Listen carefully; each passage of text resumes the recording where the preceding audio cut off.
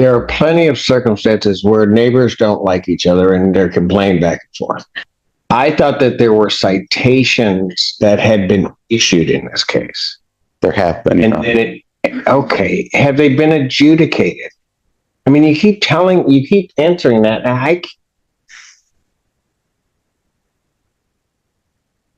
Can you find it? You think you can find it? Have at it, because nobody else is giving me an answer. I mean, and I'd ask the officer, but apparently talk to me. I'm kidding. Yes, subpoenaed. You have them? Mr. Allen, can you? Thank you, officer. Judge, the citations attached to our Exhibit 5. I saw what you filed, but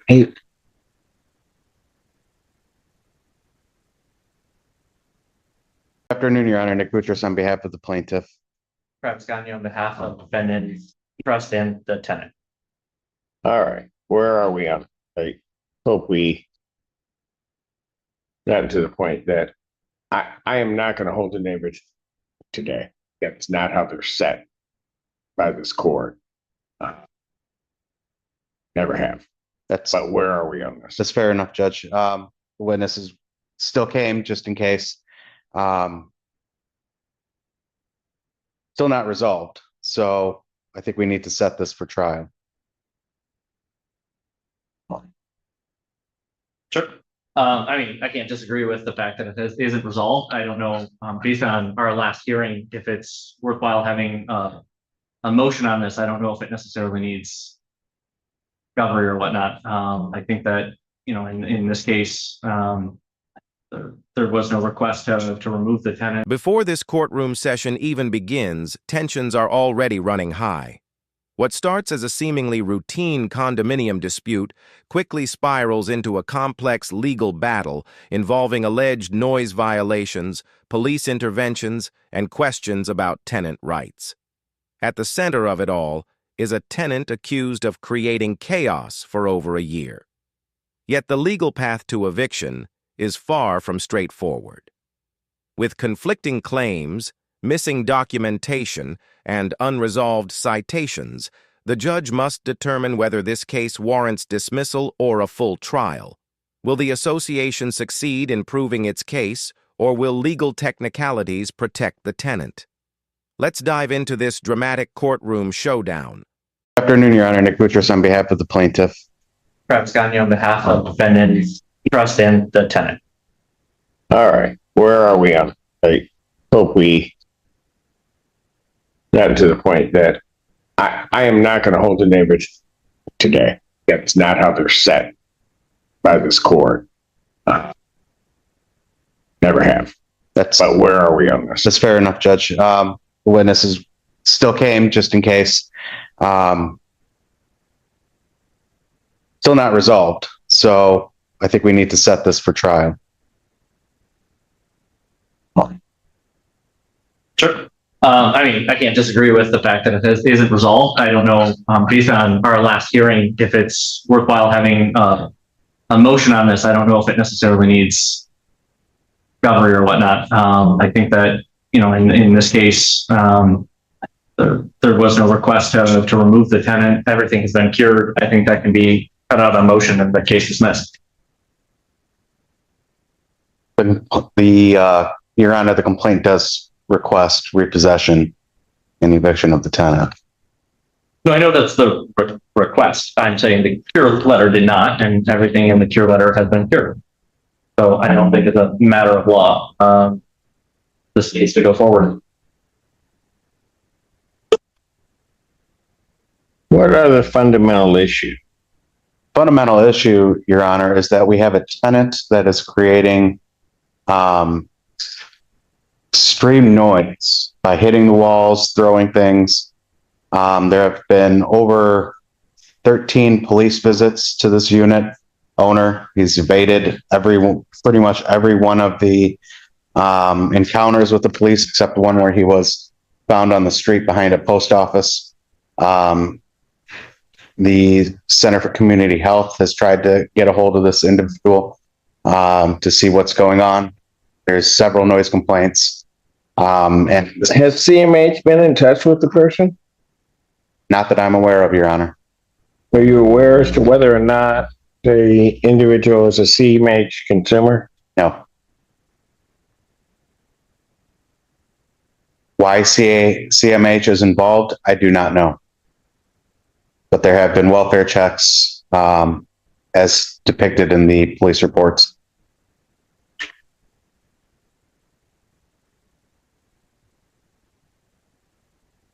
It's been going on since 2024.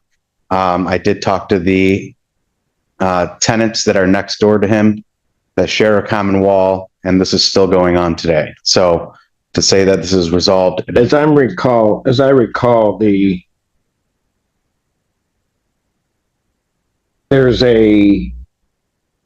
trust is actually, correct, and the tenant, the individual that you speak of, is a tenant of the trust. correct. Upon information and belief, we also believe it's the son of the trust administrator. It's the trust of the James Heaton Trust, and we believe that the tenant is the son of James and Elaine Heaton, or Ellen.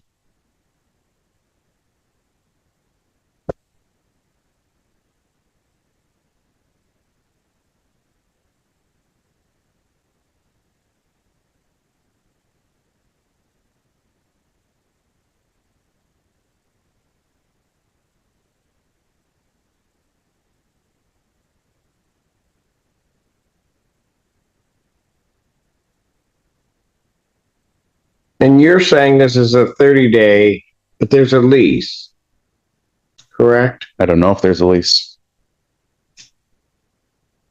Okay, but right, you probably wouldn't. Is there? You have a copy of the lease? There is no lease. No. Well, what do you mean there is no lease? But you guys wouldn't know. You wouldn't be We wouldn't know. We're the privy association. to the lease. Right. Defendant's counsel would know, or may be able to get that information. But you're seeking to evict pursuant to what ground, I guess? Violation of the master deed and bylaws of the association pursuant to the Michigan Condominium Act. And that's specifically MCL 559.212, which allows the association to evict a tenant or co-owner based on violations of, or to initiate eviction proceedings based on violations of the governing documents. Governing documents here prohibit unreasonably noisy activities. And as either the testimony or the affidavits will show, is that the tenants next door have been dealing with this issue for over a year, where it's prohibiting them from sleeping at night. The police have come to the scene, observed significant holes in the wall. The door is damaged. The door frame is damaged. And they have as well observed reports of screaming as well from this individual. Yeah, but the damage to the premises, that's not the association's issue. Well, it's still a violation of the bylaws to maintain the unit in good condition. But the main issue here is the noise. Your Honor, that's not been alleged in the complaint or in any of the demand letters. There's been an allegation in the demand letter, which was attached to the complaint, that the door frame, the exterior side of the door frame be fixed. That was fixed within the allotted time that was in the letter. That has been cured. The door frame was not fixed. Ma'am, that's not how I work here. I need your name so the record, since you interrupted counsel. Sorry, Your Honor. This is Cameron Seacott. the representative of the property management company. Go ahead, counsel. What were you saying? My understanding is that the door frame was fixed when it was requested. The exterior part of the door frame, again, to Your Honor's point, anything on the interior of the unit should be between the owner and the tenant themselves. There are no allegations as to common elements that have been damaged here that are responsible for. This is between the tenant and the owner.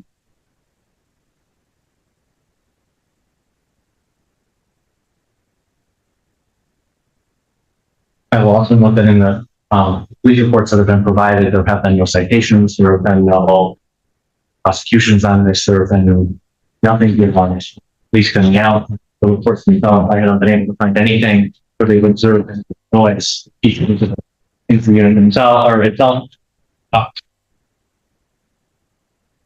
That in the report, belligerent or loud the police officers in that report, they let him go after talking to him. It was on the cognizance. Judge, we have one of the officers here today. There's been a noise ordinance violation issued specifically on November 9th, 2025. There was another. To whom? To the tenant,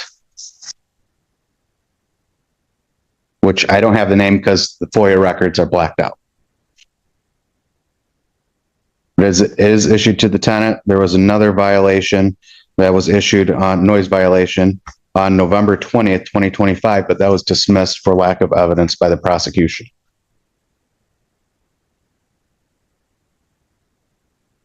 When they, on October 31st, 2025, when the police were able to make contact with this individual when he was found walking down US 12 and hid behind a post office, I believe it was a dumpster. When they asked him what the noise was, he just said that he was not going to answer. Okay. And what am I supposed to do with that? I mean, there are reports of the citizen in the United States and the police officer walks up to him, asks him a question. Correct. Saying I'm not answer. No, I'm okay. Still can invoke his Fifth Amendment right to. Well, I don't know if it's Fifth Amendment. I don't just have to talk to you. I don't want to. Either way, Judge, there have been noise violations issued by the police department. So what's happened to those noise violations? There's the November 9th, 2025 noise violation. I do not know. I don't have those records. The November 20th was dismissed.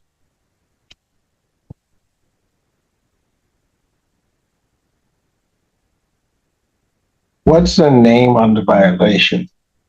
It's blacked out. Your Honor, I can look into the November 9th one. My understanding was that any violations have not been prosecuted because there's been no evidence to support them. So that's what I'm trying to get. I mean, right. If I had a name,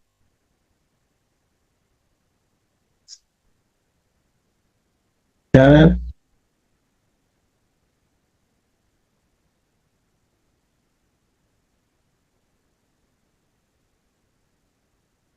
So, but the noise violation wouldn't it have been entered in the owner's name? Not if the tenant is the one causing. Perhaps the police could have issued a violation against both, because ultimately the landlord is responsible. No, not that I'm aware of. But that's something we can flush out with testimony, Your Honor, from the police department. Well, but you want the officer to testify? Did you ask him? I mean, I don't think these are really hard questions. I don't know what this has to be a mystery. I'm trying to figure out, are there citations that exist either in the Chelsea, well, it would be out in the Chelsea court, that substantiate the noise complaints?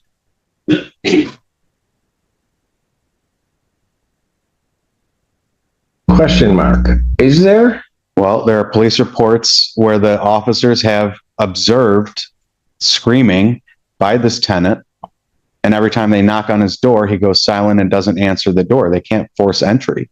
And we do have one of the officers here today who has a significant history with this tenant. Okay. That doesn't answer my question. I understand that the officer may be able to testify as to certain things. I I have not asked the officer these questions yet, Your Honor, because this is the first day I've met Officer Kasser, and I have not questioned him. The Chelsea Police Department does not permit conversations outside of a subpoena. That's what we were informed by their subpoena department. What? When we asked for a conversation with the officer, we were told that we have to subpoena them.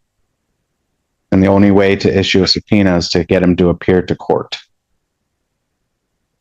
We don't have discovery open, so we could not take deposition. All right, let me just tell you this. I don't know what you did, but I think if you wanted to talk to one of their officers about something, I don't. If you said they want you to testify, then they may have said, that's not happening without a subpoena. I could see them saying that. But if you wanted to have a conversation with an officer, I've never heard of the Chelsea PD doing. I've never heard of any PD in this county doing that. Neither have I, Your Honor. But Chelsea was different. This is what happened. This is the email string I read. We asked for a phone call, and they said you have to issue a subpoena. It's my day. Okay. But I'm trying to figure out the citation.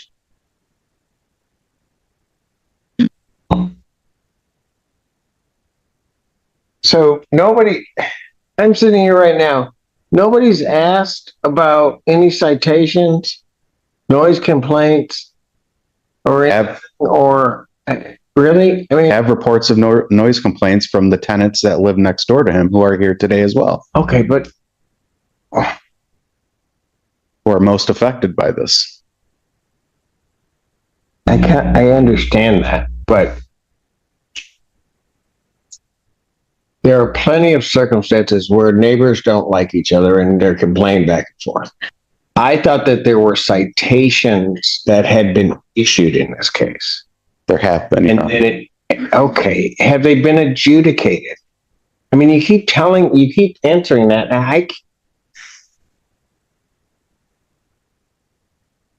Can you find it? You think you can find it? I haven't had it because nobody else has given me an answer. I mean, and I'd ask the officer, but apparently talk to me. I'm kidding. He is subpoenaed. You have them? Mr. Allen, can you? Thank you, officer. Judge, the citations attached to our Exhibit 5. I saw what you filed, but you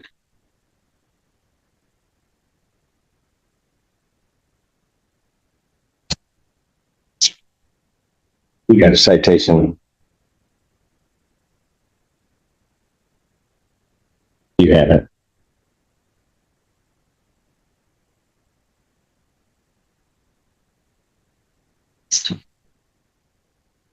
Well, Just when the case seemed to hinge on unresolved complaints, a significant revelation changes the trajectory of the proceedings.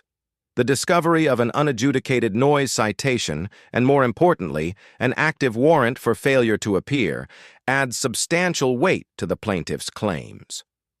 This development suggests that the disturbances may not be mere neighborly disputes, but part of a documented pattern of behavior recognized by law enforcement. Still, the legal question remains. Do these pending citations provide sufficient grounds for eviction, or must the court wait for their final adjudication? How would you interpret this evidence if you were in the judge's position?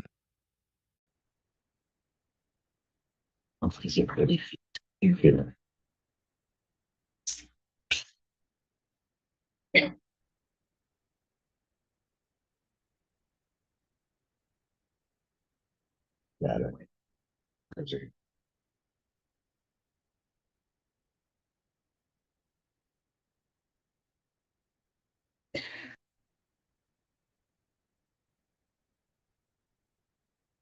This one hasn't. I got one number 25352. That one has not been adjudicated. That was allegedly offense date. November 9th, 2025. That has not been adjudicated.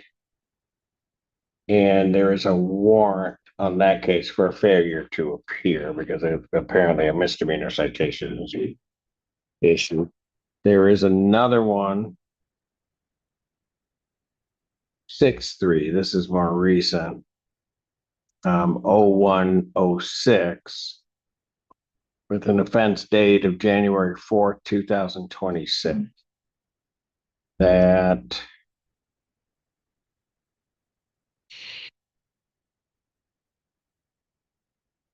is set for arraignment April 20th, 2026 before Judge Fresh Allen.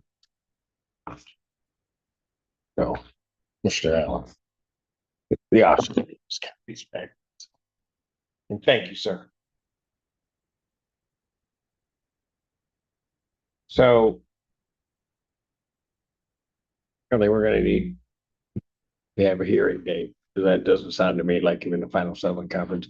You indicated you wanted to file a motion, counsel. I mean, whatever the court's preference is here, if you want to move it towards another hearing, or if you want to have it be a motion hearing, I'm amenable to both. Well, are you intending on filing one, or, I mean, do you know? I would like to move this towards a final resolution. I don't want to, Yeah, I got it. if the motion moves it forward, then great.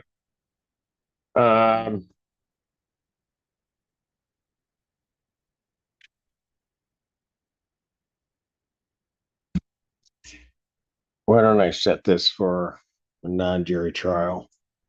And if in the interim, counsel, you want to file a motion, certainly I will state this on the record. You can file a motion. I will shorten any response time to 10 days before the trial date. It can be set on the same date as trial.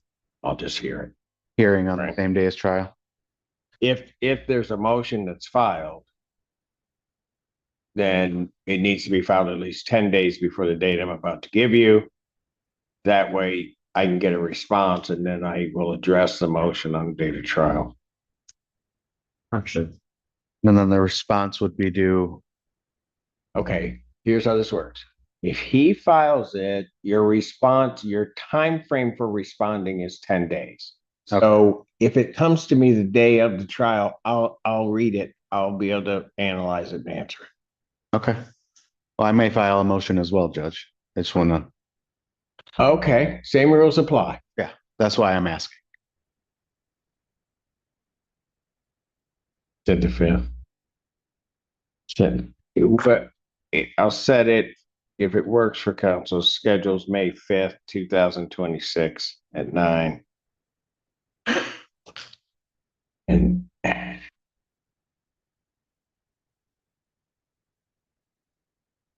9 AM, on yes, that works for me. that works. I'll make it work, Your Honor. And the witnesses, I know you guys are down here under subpoena. Is that going to work? Is anybody going to have a hardship with that? Make that. No. May 5th, 9 AM. Great. Thank you, folks. Your Honor. have a good Thank you, weekend. Judge.